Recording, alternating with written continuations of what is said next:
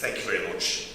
So, ladies and gentlemen, colleagues, it's a great pleasure for me to speak for you this morning at this early time. Now, as you know, Little Face and Little Face support has been an area of my, let's say, research for quite a few years. And as you can see, I took the liberty to modify the title of my lecture a little bit. So, what I want to discuss with you today is some Little Face physiology, the use of progesterone after the standard HCG trigger, the use of progesterone after agonist trigger, and then look into the role of mid-luteal progesterone and the reproductive outcomes in not only fresh but also frozen ART cycles, and then finally come up with some conclusions. Now, we all remember this slide from the textbook, and what we are talking about here is obviously period implantation, the time at which progesterone, estradiol, reached the peak during the mid-luteal phase, but also do not forget hydroxyprogesterone. Hardly anyone talks about hydroxyprogesterone, but it's like 1/3 of the concentration as compared to progesterone, and hydroxyprogesterone also reaches a peak at the time of period implantation. Now, what we know is that once we get more than 2 or 3, let's say 3 follicles, the luteal phase will be disrupted. And the reason for this is that the supraphysiological levels of estradiol and progesterone, and mainly progesterone, produced by these follicles will have a negative inhibitory effect on the pituitary, reducing the LH secretion during the early luteal phase. Now, this is the surge, the natural surge of gonatrophins, so LH and FSH, and you can see it consists of like 3 phases: a rising limb of 14 hours, a plateau phase of 14 hours, and a long descending limb of 20 hours, a total of 48 hours. This is the natural surge of gonatrophins. Now, when we add HCG, we get this supraphysiological LH activity, which will be around for approximately 6 to 10 days, according to whether you either use 6,500 units or 10,000 units of HCG for trigger. Now, we then introduced the agonist trigger, and we came into severe problems during this first trial which we published, because you can see that the duration of the surge of the agonist trigger is significantly shorter than that of the natural cycle. So the area under the curve of FSH and LH will be significantly less, and mainly LH, as you know, which plays an important role for corpus luteum, a crucial role for corpus luteum function, is significantly reduced. You can also see that the profile of the surge is different. It's got a short ascending limb of 40 hours and a long descending limb of approximately 24 hours. So the duration is 38 to 32 hours, but the profile is different. Then, recently, colleagues from UK introduced kisspeptin, and they came into exactly the same problems that we had with our first study: very low LH levels. And look at this, the duration of the surge is even shorter. We'll be back to baseline after 12 hours. Just again, reminding ourselves of the gold standard HCG trigger. Now, all this talk about LH, does this actually matter? We've had this ongoing discussion about LH during follicular phase. Who needs LH? Who does not need LH? We know that the aging population seems to benefit from LH supplementation, but the vast majority of patients will do very well with their baseline LH, which will be around during ART cycles, during follicular phase. But I can tell you that for luteal phase, LH just plays a crucial role, because it's totally responsible for the activity of the corpus luteum in terms of production of progesterone, estradiol, cytokines, growth hormones, etc. And you can see also LH per se will upregulate growth hormones like VEGF, FGF2, which actually regulate the neovascularization around the implanting embryo. Finally, we also know that LH will upregulate LIF, which is a cytokine involved in implantation. And finally, we've got the LH receptors in the endometrium, which communicate with the implanting blastocyst which produces HCG. So obviously, LH plays an important role for the landing of the blastocyst on the endometrial surface. Just again, to show you that when we say LH during luteal phase, we actually also mean progesterone. Because as shown in this elegant old study from 84, in the upper bar you've got the LH surges, in the lower bar you've got the progesterone surges from the corpus luteum during this lady in a natural cycle. And for each LH spike, you will have a spike of progesterone. So, in reality, luteal phase, LH means progesterone. Now, what are the effects of progesterone? Well, we all know that we need progesterone to transform the endometrium into the secretory phase, the receptive phase. It regulates the window of implantation, and it also increases vascularization. But I think a lot of us forgot that progesterone actually works as an immunomodulator. If you can imagine that the amount of progesterone inside the follicle, in the follicular fluid, is approximately 1,000 times higher than that of circulation. So the oocyte is just swimming in a big ocean of progesterone. And once ovulation takes place, the surge of follicular fluid will follow, obviously, the oocyte down through the tube, and it will be full of progesterone to protect the oocyte through its way during the tube until it enters into the uterine cavity. Another thing which we all know is that obviously the idea of having a high progesterone level around peri-implantation is also to reduce the uterine contractions. Now, what are actually the LH levels during mid-luteal phase? Around 6. So, what happens when we trigger with HCG? Well, you can see they're significantly reduced, 0.2. But this obviously doesn't matter, because HCG and LH activate the same receptor, so we will have HCG around to cover for the LH insufficiency for these 6 to 10 days.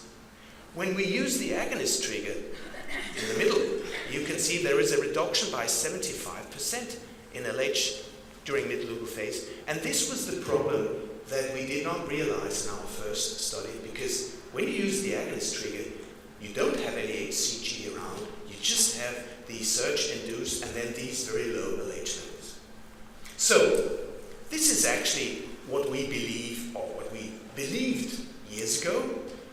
We have the trigger, we use the HCG, we use a nice bolus of HCG, this will be around, at least if you use 10,000 units, it will be around for 10 days, and then once the embryo starts implanting, it will produce HCG from the trophoblast. The trophoblast will then take over the HCG production and the stimulation of the corpus luteum.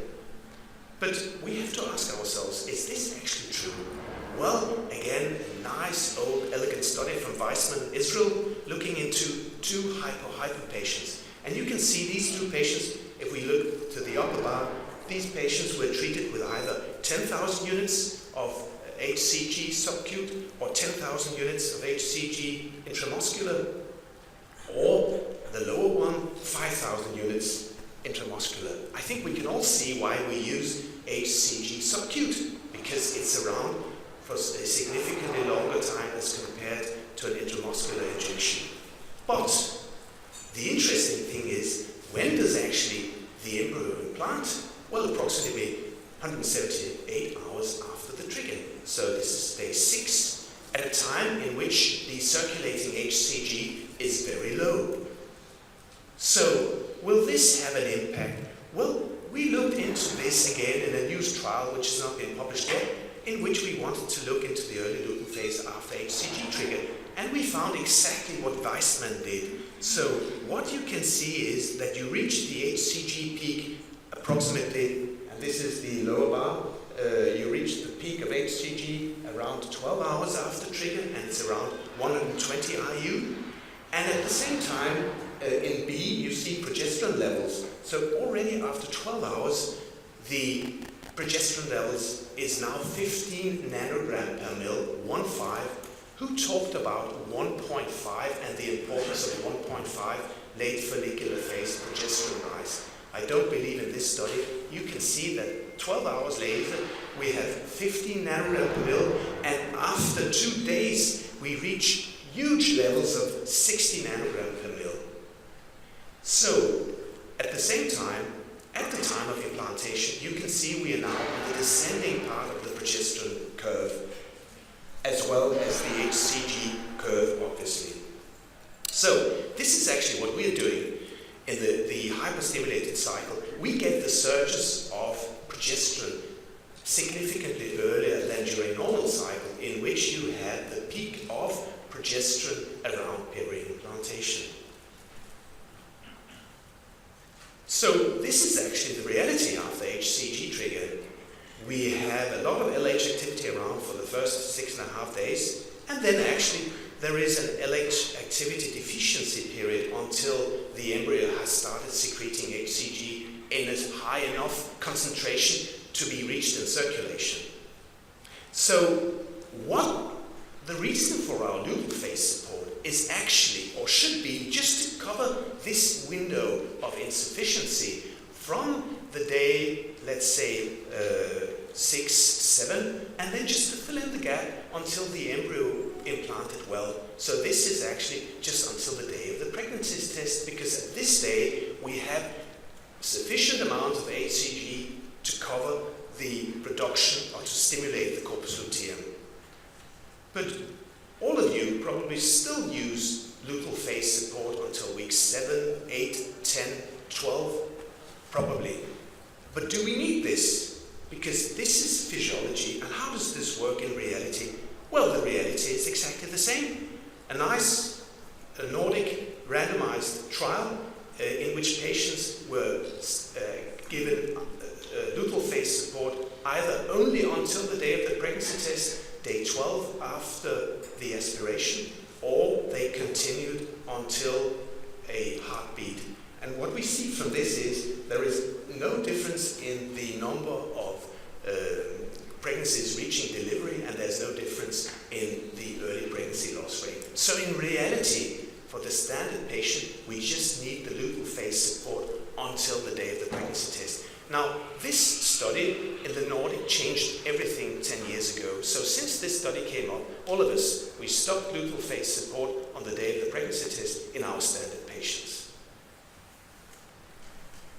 So, again, we talked about this in the beginning. We've got these supraphysiological levels of estradiol and progesterone, and they will have a negative impact on the pituitary, so the LH production from the, or release from the pituitary will be significantly reduced. This is the standard physiology. And then, if we on top of this add the agonist trigger, I think you can see we have a dual negative effect of LH, because we have many follicles, quite high estradiol and progesterone, and then we have this short duration of the surge, so a double negative effect of loop LH. So this is actually what it looks like after agonist trigger. We have the surge of LH and then a long LH activity deficiency period in which we are actually just leaving this embryo in a very low LH surrounding, meaning very low progesterone. So once we explored the agonist trigger, I think you all remember we came out with very poor results because we were very naive 10 years ago, just using a standard luteal phase support after agonist trigger and fresh transfer. And this was corroborated also by the Brussels group. We had a high early pregnancy loss. So these embryos were implanting, but we lost 70%, 7-0. We then looked into the follicular fluids of the agonist triggered patients. Everything was perfect.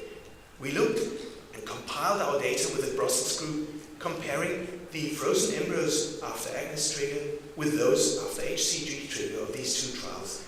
The agonist triggered embryos performed excellently well, high pregnancy rates. And we also did some additional trials looking into mediators of LH in the follicular fluid, and saw that agonist trigger is much closer to nature, and that the intrafollicular levels of antiregulin were in a better range after agonist trigger. So we could just say, well, everything works excellently well in the follicle, the oocytes are mature, the embryos, when frozen, work perfectly well, but we have a problem.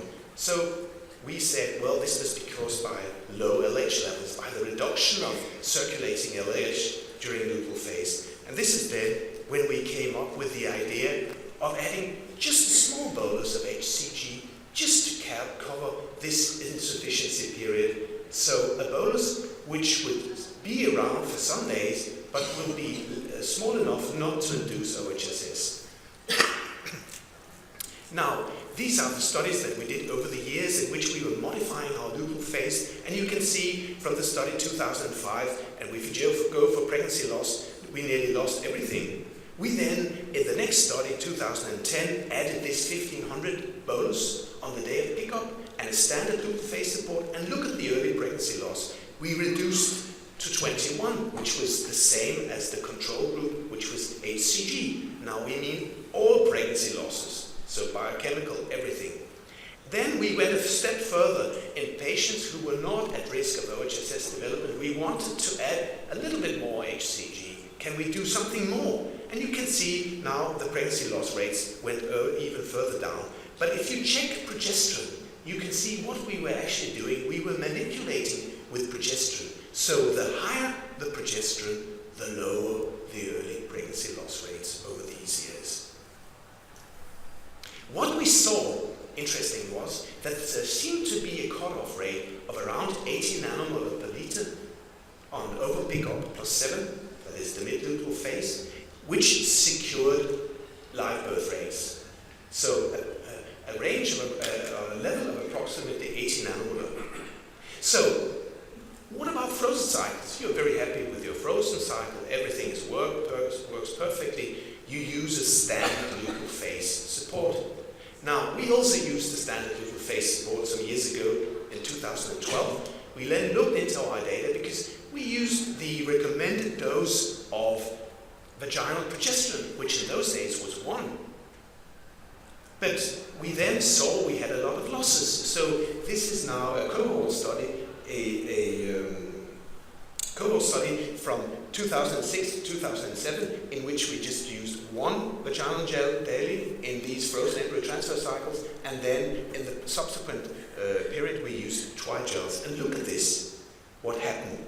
We tripled our implantation rate, and we nearly tripled our delivery rates also. So we went from 8.7 to 2.5 in delivery rate just by manipulating with progesterone. And remember, this is just 6 years ago, and we were told that 1 is enough. It was definitely not enough. Now, more recently, a nice study from Australia looking into single embryo transfer, high quality blastocysts, more than 500 of those, standardized HRT regimen, very intensive, a lot of vaginal, you can see vaginal estradiol, oral estradiol, vaginal progesterone. And then transfer on day 6, obviously, these are blastocysts of administration, and a serum measurement on day 8 of administration. And what did these authors report? Well, look at the variability of not only estradiol, but also of progesterone. You can see estradiol levels would go from 300 to 12,500 picomolar per liter, and progesterone would be from 13 to 260 nanomolar in these patients treated with a standard regimen. So, does this matter? Yes, it definitely matters. Again, you can see that if you are too low, your live birth rate will be significantly reduced. But I think the interesting finding here was that these authors see that the most optimal level, again, is around 80 nanomolar. Even for the frozen cycle, you can see the middle bar in which you have the highest live birth rate. Now, finally, this was actually also corroborated in this year's ESHRE, now from EVI, 211 recipients undergoing artificial cycle. They had, again, a standard stimulation. I think it's more or less the same that you and I would use. And then they were checking the progesterone levels on day 6. And remember, these recipients were having high-quality blastocyst transfer. of patients had low progesterone levels with this standard, less than 30 nanomolar, and it significantly impacted their pregnancy rate. You can see in patients with higher progesterone levels, it will be like 51%, whereas with less than 30 nanomolar, the pregnancy rate was significantly lower. So again, the conclusion here was low serum progesterone levels on the day of transfer, mid-luteal phase, had a significant impact on pregnancy rates. So, just to conclude, there seems to be a lower cutoff level of progesterone during peri-implantation, and this threshold approximates 80 to 100 nanomolar, not only in fresh but also in frozen ART cycles. Is there a ceiling? Well, we didn't see it, because as you remember, in this trial in which we were administering 2 boluses of HCG, we reached 440 nanomolar. We had excellent results. So what I can say today is you can be too low, but apparently with the doses that we use of progesterone, you would never be too high. So yes, we need luteal phase support after controlled ovarian stimulation. If we use the HCG trigger, we can just stop on the day of pregnancy test. If we use the agonist trigger, we have to add a little bit of HCG after the pickup. So there is a correlation between mid-luteal progesterone and ongoing pregnancy rates in the fresh as well as the frozen embryo transfer cycle.